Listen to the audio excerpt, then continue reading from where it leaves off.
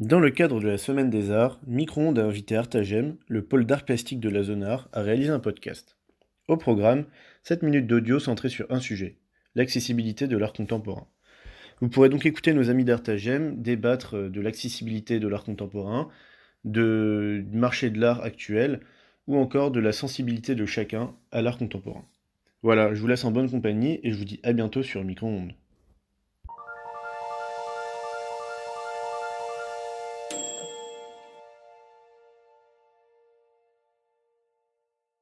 Tout le monde en fait peut créer quelque chose d'artistique. Donc je trouve que ce point-là est très intéressant et très important puisque ça fait que l'art n'est plus réservé uniquement à des élites. C'est marrant parce que d'un côté, on peut effectivement penser que ça réserve plus tellement l'art à des élites, mais d'un autre, enfin moi, quand je rebondis un peu sur ce que tu as dit, Paulin, parce que je pense pas que c'est une personne de classe moyenne qui achèterait une banane à 120 000 dollars quand même. Donc je pense qu'il y a quand même un petit côté élitiste pardon, sur le fait que un artiste puisse se permettre de vendre une banane à ce prix-là et que des gens l'achètent, quoi. Et en plus, donc, la banane a été vendue en 7 exemplaires et elle est notamment au musée Guggenheim, qui est un énorme musée à New York. Donc, je trouve que ça retire pas forcément ce côté élitiste, mais je suis quand même d'accord sur le fait que l'art d'aujourd'hui, en fait, déjà, c'est pas forcément que centré sur l'esthétique, et c'est vrai que l'art contemporain, c'est une grande mode, et que cet art contemporain est peut-être un petit peu plus accessible que l'art de l'époque, et accessible pas forcément que pour le public. Moi, je pense surtout, oui, aux artistes qui, du coup, pensent plus à, comme tu disais, Sarah, la signification derrière l'art plutôt que l'art en lui-même, qui, du coup, est parfois un petit peu moins technique, poussé techniquement. Et en fait, je voulais aussi dire que ces arts-là dont on parle, c'est surtout des arts dérisoires et provocateurs, en fait. Et ça a toujours existé. Avant, on le faisait avec des nus, comme le déjeuner sur l'herbe de Manet. Mais maintenant, des nus, on en voit partout. Donc forcément, ils vont le faire par d'autres moyens, et il s'avère que ces moyens sont moins travaillés. Donc je dirais pas pour autant que le marché de l'art, c'est forcément un amas de coups de pub à cause de ça, quoi. Donc, pour revenir sur ce que tu disais, accessible oui, mais peut-être accessible, comme tu disais, plus au niveau de la création, en effet, que la compréhension. Parce que quand on y réfléchit, on se rend compte des fois que pour vraiment comprendre l'art contemporain, il faut avoir en fait comment dire, toute une éducation et toute une formation en fait aussi à l'art et à l'histoire de l'art. C'est-à-dire qu'il y a certaines œuvres en fait qui sont particulièrement intéressantes et même des œuvres que, enfin, par exemple, je pense à Andy Warhol ou je pense à ces artistes-là qui sont quand même assez populaires et je veux dire tout le monde voit en fait de quoi on parle quand on évoque ces artistes-là. Et ben on se rend compte quand même que si on a en fait une certaine formation en fait au préalable, et ben c'est là où l'œuvre d'art elle devient en fait véritablement intéressante. C'est-à-dire que le problème avec l'art contemporain, c'est peut-être que des fois il est peut-être pas autosuffisant, c'est-à-dire qu'il faut en fait avoir vraiment le contexte pour pouvoir vraiment cerner en quoi il est novateur, en quoi il est provocateur aussi.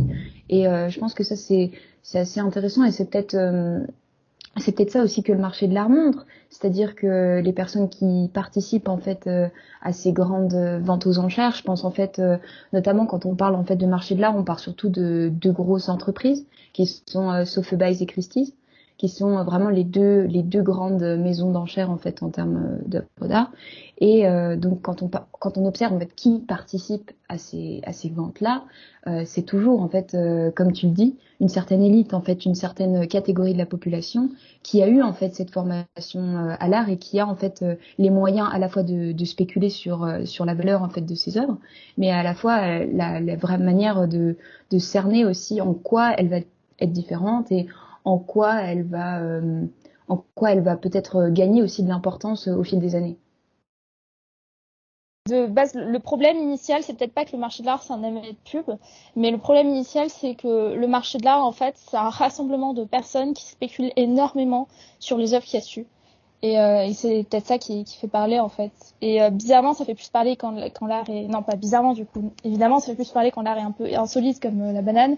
Mais il y a plein de cas où les arts se vendent à des millions et des millions. Et franchement, ça m'étonnerait pas qu'un jour on atteigne le milliard, quoi.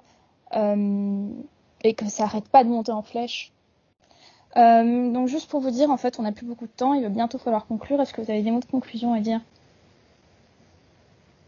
Je pense que le mot de fin qu'on pourrait dire justement sur ce sujet-là, c'est quand même peut-être en fait le sentiment que l'on peut évoquer en fait quand on observe ça avec un peu de distance, c'est qu'on peut quand même se dire que c'est dommage, c'est-à-dire vraiment la sensation en fait de ces dommages d'avoir en fait eu un marché qui s'est emballé comme ça et qui désormais attribue vraiment une valeur marchande à l'art, et on a en fait une foule d'acteurs qui vont même aller jusqu'à blanchir en fait de l'argent à travers par exemple l'achat de tableaux, parce que ça c'est aussi un fait qui est paru et qui a été divulgué dans pas mal de journaux et qui est assez quand même nouveau. Et ça paraît assez triste maintenant que en fait l'art et que certains tableaux deviennent un peu à l'image en fait d'une pièce de monnaie ou d'un lingot d'or dans lequel en fait on vient stocker un certain montant d'argent. Donc Ouais, je vois ce que tu veux dire exactement. En fait, on pense plus vraiment à l'art en lui-même, c'est juste une façon, c'est une valeur sûre, quoi, une façon de stocker son argent. Je comprends. c'est ça. Et Paulin, est-ce que tu as des mots de la fin à nous dire ou pas? Alors, stocker de l'argent, je serais pas certain parce qu'en soi, quand tu achètes une œuvre à un tel prix, tu sais pas si dans 5 ans elle aura toujours le même effet. La banane, je sais pas si dans 5 ans, les gens ils se diront toujours, waouh, on va mettre 120 000 euros, enfin 120 000 dollars dedans parce qu'elle est scotchée sur un mur. Donc je pense que c'est très éphémère aussi le prix de certaines œuvres. Donc pour placer de l'argent dedans, je suis pas certain. Ok, bon bah très bien. Bah, merci à Sarah et à Paulin, merci également aux auditeurs. Au revoir et la bise artistique de la part d'Artagène.